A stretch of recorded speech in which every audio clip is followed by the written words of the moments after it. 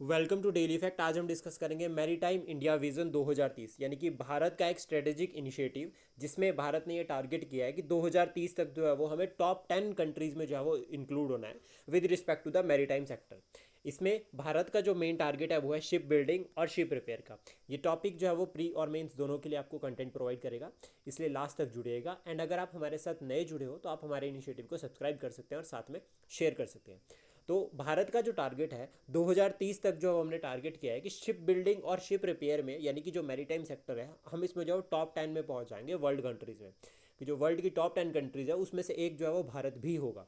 और इसमें ही हमने साथ में जो है वो टारगेट किया है कि 2047 तक जो है वो हमारा जो टारगेट है वो है कि हमें टॉप 5 में इंक्लूड होना है।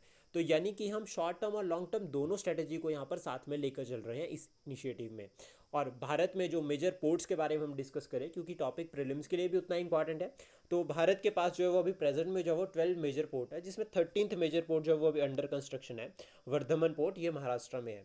और भारत के पास जो कोस्ट लाइन है वो है 7500 किलोमीटर की जो है वो भारत के पास कोस्ट लाइन है, गुजरात से लेकर वेस्ट बंगाल। और सबसे बड़ी जो बॉर्डर आपका जो है वो कोस्ट लाइन शेयर करता है Gujarat, then followed by the Andhra Pradesh, जो हमें याद रखना है इंपॉर्टेंट मेजर पोर्ट्स। अब इन पोर्ट्स को याद करना और क्वेश्चन किस तरह से एग्जाम में पूछा जा सकता है, तो सबसे पहले तो लोकेशन वाइज क्वेश्चन जो है वो अब काफ़ी आने लगे हैं।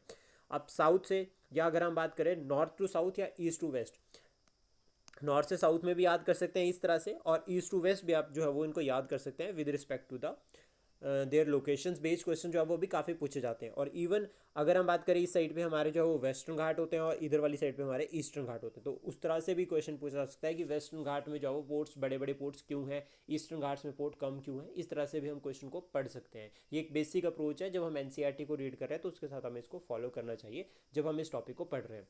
आई होप ये इनिशिएटिव आपको अच्छा लगा हो। Please support, share and subscribe daily fact. Thank you for today.